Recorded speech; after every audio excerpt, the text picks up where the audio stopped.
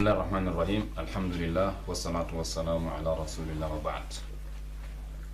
en ɗon nder wolwugo wato jumlugo asliji ahli sunna wal jamaa ha aqida asliji mabɓe kamɓe yimɓe sunna be jamare hisnde ha ko larani wakkere aqida en ɗo tokkitina bolle dow majum ngam wato usulji man ɗi ɗuɗɗi hani julɗo pat anda ɗi ngam wona dow maji o anda yettoy o heedata ha wakkere dina mako ɗo sakkoma ha wakkere babol tawhid nder ko laati ko wiyete nder ko laati at-tawhidul ilmi al-i'tiqadi tawhidi je andugo ko andete ha nder ɓernde haɓɓa al-iman bima sahha ad-dalilu alayhi min al-ghaybiyat nuɗɗinki ɗum ko dalila sahi dow majum ibde fijiji birniɗi bana kal arshi wal kursi bana al arshi jawmirawo be kursiyu mako be kowoni al arshi ma ɗum leeso laamu kowoni kursiyu bo ɗum wato hande fu ɗum bana kañum bo bana ɗum korowal laamu kadi ba wigo feere bo ɗo wiya ɗum kursiyu ɗo ɗum nokkure wato yaɓugo to jooɗi dow leeso yaɓa dow ton konngol feere ɗo wiya banni amma ko ɓuri sabugo kam leeso wato korowal laamu nonon wal jannati wan naari e aljanna be yite fu e nuɗɗina ɗum ɗon ngam woodi woɓɓe feere ɗo wiya aljanna ɗo tagaka tawon yite bo tagaka amma lakin aqida lakka kam ɗum pat ɗum ɗon jonta fu wa naimil qabri wa azabi en nuɗɗina yangada qabri e nema qabri be yangada muɗum en nuɗɗina as-sirat wal mizan ka fay sirali be wato nijirɗe kuuɗe ko kuuɗe nijirɗe etergal kuuɗe e ko luuti ɗo man ɗo ko luuti bo tawtilgo hunde ibde bolwa ɗum banni kadi nonnon al imanu bi shafaati nabii sallallahu alayhi wa sallam wa shafaati al anbiya'i wal malaikati was salihina wa ghayrihim yawm al qiyamah kama jaa tafsiluhu fil adillati sahiha nonnon nuɗɗinki seeta annabijo muhammad sallallahu alayhi wa sallama e seeta annabo en e malaika en e salihi en ɓe fu maɓɓe ɓe ceetan e tana maɓɓe ñande dargal e nuɗɗina seeta ɓeeɗo ɗo ñande dargal bana no wari wanginki ɗum ha nder adillaji caahiɗi to banni nuɗɗingo seeta annabijo sallllahu alayhi wa sallam ɗo be seeta malaika en be salihi en man ɗo na nuɗɗinki man ɗo fooɗa en yaara en ha en ɗaɓɓitira ɓe kamɓe man ɗo seeta daga duniya wattako ɗo kam ɗo ka dagata en ɗaɓɓitirta annabijo en wiyamo o seeta en dargal en ɗaɓɓita ɗum haro mako wattako en jonata inde malaikajo feere en wiya o seeta en dargal wattako sakkoma inde walojo feere ko inde salihijo feere en tuuga dow mako en wiyamo anɗo mi yiɗi a seeta mi dargal o ka ɗum dagata amma fakat annabijo seetan dargal mo Allah hokki fu heɓan seeta mako dargal Allah hokku en seeta mako man malaika en seetan Allah hokku en seeta maɓɓe salihi en ɓe walo en ɓe ceetan Allah hokku en ceeta maɓɓe amma kadi en wi tefrugo ɓe seeta man daga duniya kamɓe man ɗo dagatako ɗumano ɗuɗɓe famay ngam seeta kam Allah on mari kañum jamirawo wi man zallazi yashfa'u indahu illa bi idni moy seetata haro mako kanko Allah ni sina be dungayde mako to nden bo wala yashfa'una illa liman irtada ɓe ceetata bo kamɓe seetoɓe sina mo Allah yerdi ɓe seeta ɗum modi ɓe ɓe Allah yerdi man ɗo kamɓe on ɓe maayi ɓe julɓe ɓe be tawhidi bo lamdi tawhidi maɓɓe memaka kamɓe on seetete ngam to tawhidi memama kam hunde mawni wato hande woodi ko laara hedi majum kadi to kañum woni kadi ko laarani haala seeta ɗo ɗum babol mangol machine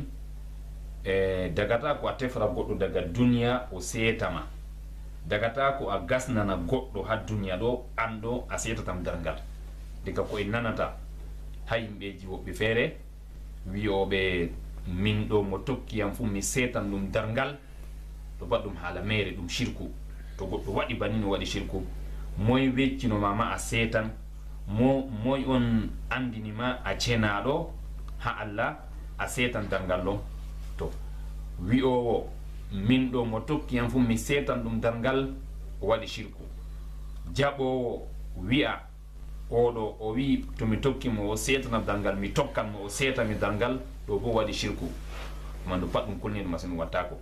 ni kadi. to seeta kam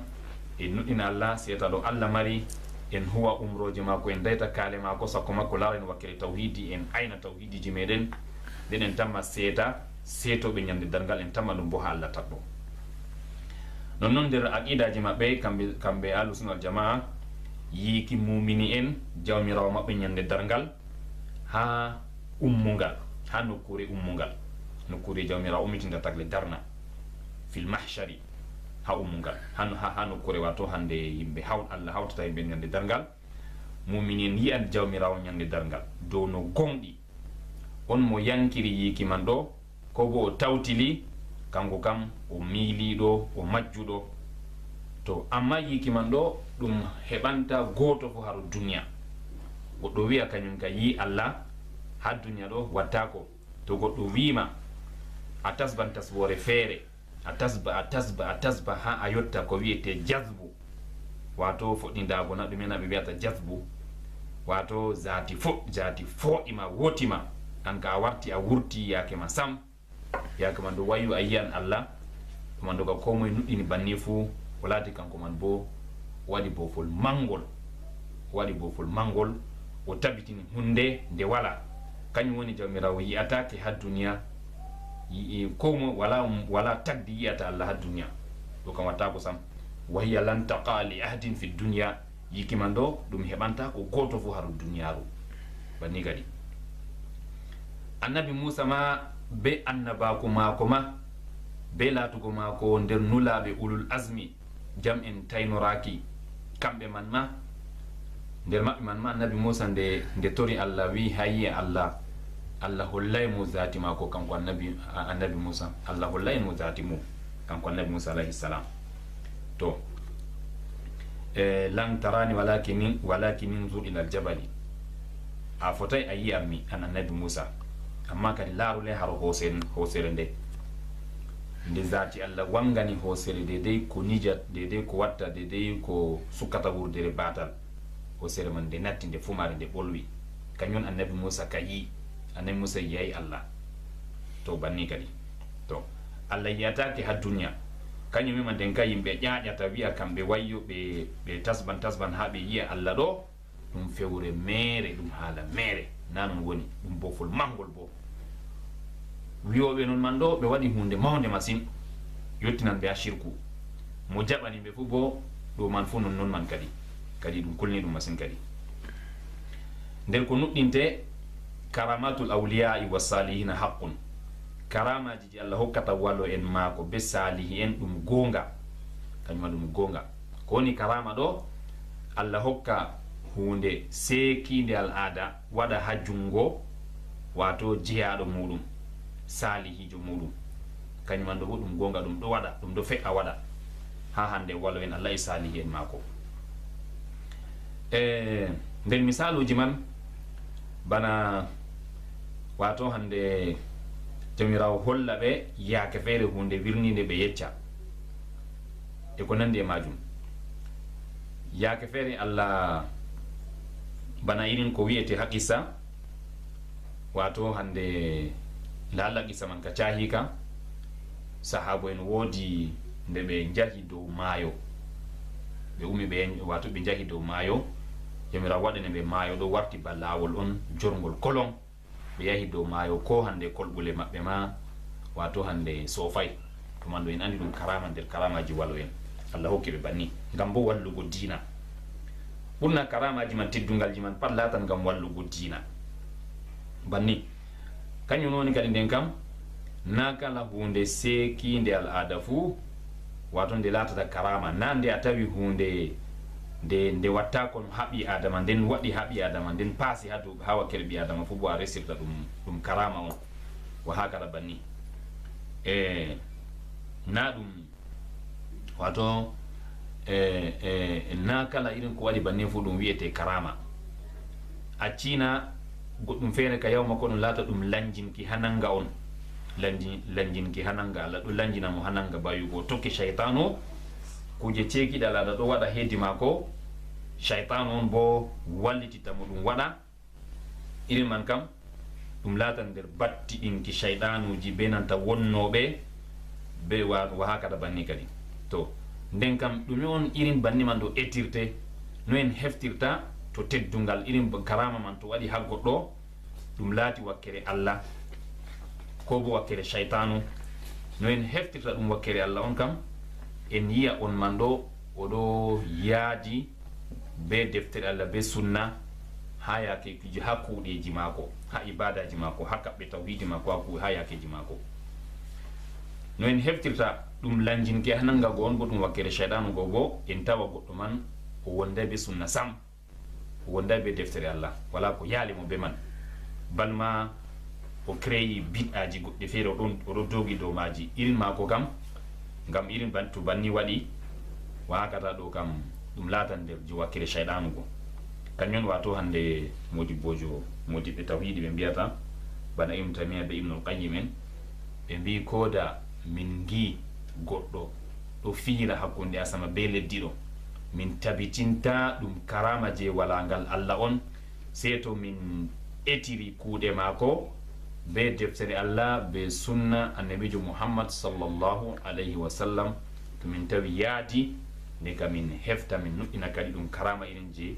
wakkere Allah on to nanon bo ɗum je shaytan tan kanko andi o fiira to yiɗi hakkunde asama be leddi kanko andi to nder ko larani karamaji je laati je wakkere walo en Allah man ɗo bana no Allah waɗiri wato wendu zamzam ɓuli ha wakkere debbo annabi Ibrahima alayhi salam be ɓiiko Ismail wendu zamzam ɓuli ɗum mandu fu ɗum karamaji nder karamaji walo en e nandi nokkure man ɗo ndiyam wala sam nde o dañi ɓinguel mako man ɗo tefa ndiyam o dari o tori Allah o habdi o tori Allah o tefi ndiyam ha o sabti o heɓay o hori fi mako ha Allah jonta kam ɓinguel man ngel maya tan ɗo ɗon ni se o lorti o wari tawi ha ɓinguel lattata ɗo ndiyam zamzam wendu zamzam ɓuli ha ton wato fuɗɗi ha ton kadi wa hakada banni nder misalu karamaji man fahin ko jamirawo holli Umar ibn al-Khattab to ni qissa man ka sahi no tama bo ka cahi kaman wato ko Allah ko annabi ko al jamirawo holli Umar ibn al-Khattab o yerbino e wato hande konu ha wakkere lesdi dayindi ɗo dayotiri be Madina wakkere lesɗe wato Sham en to ko wakkere lesɗe Iraq en to noyinayi ko nande majum Allah hollimo her wakkere toyi on julɓe hani wona wato ngam tata ɓe jaale tata hande konne en Allah ko wato ɓe lataki julɓe wara hippa ɓe o holli o yi banni man oɗo hutba ha Madina o yi banni man se o yecci o wolwi o wiyata ya Sariya aljabal ay ya Sariya man on ardanino konu man o wimo lisma hoosere an be yimɓe ma fuu wato lisma hoosere o wolli banni man on man bo o nani wakkati man ɗo bo wato hunde na ɗum téléphone na noyi ɓeɗo dayotiri ɓuuri sembe ha lesdi gondi feere o wolli bo nani ɗo goɗɗo nder karamaji je Allah hokkata walo en mako wa hakata banni to en fama kadi ɗin ko nandi banni man ɗo tata goɗɗo feere trompa en wato maɓɓa en hippa en silawo wiya kañum fu wayyo ɗo wanna en kujeji walangal Allah en jaɓa en tokka nder ko larani ko watta iddi wakkere shaydanu man ɗo woodi yimɓe feere ɓe jooɗa be yimɓe ɓe mbiya ñamdu nduweru giɗɗon wato ɓe yaktaki sunna bo on man wi'o man ɗo o yaktaki sunna sam ɗum goɗɗo buudejo mere o wiya ñamdu nduweru giɗɗon ɓe wiya ñamdu kaza be kaza ɗo ɗon ni se ɓe giya le'e wari jooɗi tasaje wari jooɗi ñamdu man wari ɗum man ɗum shaydanuji waddata ñamdu man ginnaji waddata na ɗum karamaji walangal Allah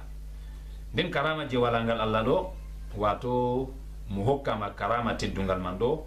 o jaɓata wanginango ɗum yimɓe seeɗo fototiri wangi wato par hasard ba wigo surtout wangi non tan wato fajja tan watto ni wangi man bo o suglata o jurora be majum o suglata o jurora be majum do on je wakkere teddungal je wakkere Allah ro amma to wakkere je dunya mere non je shadanu hatawa o jurora be majum o tokkan wayte men ngam nani makam kam moftugo yimbe tan o yidi to den fahin der ko tokki al mu'minuna kulluhum awliya'ur rahman wa kullu mu'minin fihi min al wilayati bi qadri imanihi mu'minin be fu mabbe be wallo en huba hinnaje be wallo en Allah ngam ni jamirawo sifiri wallo en ala inna awliya allahi la khawfun alayhim wa la hum yahzanuna finenane wallo en Allah kambe do wato hande kulol wala do mabbe belataki be cunan nyande dangal belataki be cunan wato hako be dalata ha dunya to be ngari ma ko be sunata be hulata bo kulel nyande dangal bo Allah renan be hisna be to kamandu allawi alladhina amanu wa kanu yattaqun kambe lati hulobe Allah be lati be nuddini Allah be mari tauhid be lati be hulobe Allah nden kadi kala mumini jo fu don hedi mako ibde walangal Allah de fodde imana ko mako kala mumini jo kam fu don hedi mako ibde walangal Allah de fodde imana ko mako ay walangal man don ha mumini jo kam pat ha jullo kam fu o walojo Allah amma walangal man do sembida be do mauna be sembidit ki imana ko mako be mawnu ki imana ko mako e kulol Allah mako do tampira bo be tampuki imana ko mako be tampuki kulol Allah mako wonata jinna samsam kam wa kada banni won alu sunna jamaa kan ni be jahiri na bana o be fere bore sirta be mbiya na walo en Allah ka hin don herta be kam be tan woni walo en Allah sakoma jiyata wiya wayne kazajo ka kan kon ragare walo en khatimul awliya'i ragare walo en mi dai tugo inde mako amma bodo man don wanda ma o wolo ma haddefteji mabbe wato kan gorra gari walun Allah wal wayu wala ngal fere bawo mako wato khatimul awliya wato be ngari be nanditi bi annabi Muhammad sallallahu alaihi wasallam mangu be jaaji mangu kambe bo bana nabi khatimul anbiya do kambe bo be kebata be annabi ragari annabo endo kambe timinir annabo endo kambe bonde be kebata be ngona ha be ragari annabo en kam accu be ngona be ragare timinir be walo en kam wayu khatimul awliya timini do walwe to bannika do mando fu dum kulni dum masin mo jaaji bannika fu jaaji hunde mawnde ha islama o jaajani hoore mako ko o wala kulni dum masin to Allah yidin be ni ko nani banni fu kadi to ko nuddinten kam bambiiden do non ahlus sunna jamaa kam gonga kan non woni nasiji pat non bo nasiji fu yaade be majum kala mu'mini jo fu dum walojo Allah kala ko mo jo fu bo dede fod kala mu'mini jo man fu bo wala ngal mum don dede fodde imana ko mudum to jota boy nastan at-tauhidul iradi at-talabi kan woni tauhidul uluhiyya do man do kan woni tauhidi buddo mawnugo na عندك شيء؟ طيب ماذا عندك؟ derraɓe en ɗo andi wato jamirawo ciñiɗo kala none dewe ko ɓi adama rewrata Allah pat henanake ɓi adama rewra Allah ceñiɗo takɗo ɗum ɓe ko larani wato a tawhidul iradi a talabi tawhidul uluhiya tawhidi je wato hande muño ɓi adama de nufo ɓi adama ha nder ɓernde be ɗum ɗo ɓe fayin a tawhidu talabi tawhidi jamirawo ɗaɓɓitiri himɓe wato ɗaɓɓitirki tawhidul qasdi fu ɗum ɗo wiye tawhidi nufaye ma ha nder ɓernde no woni kañum woni dammuɗum man tawhidul uluhiya tawhidi mo rewuki Allah to koman ɗo ko nuɗɗinte ha majum Allah o goto wato wahidun ahad o goto o bajjiɗɗo kawtiɗira walnamo ha rabbinkako mako be laminkako mako be rewekimo ɗo kawtiɗira walnamo e be ha inɗe mako be sifaji mako ha rabbinkako mako ma ha tagugo mako asama be leddi ɗo o wala kawtiɗirawo hedi majum ha reweki mako bo wato hande o wala kawtirawo fayin kanko tan rewete rewal gongawal ka kanko tan rewete wala kawtiɗirawo fahin ha inɗe mako be tindinoje mako ɗo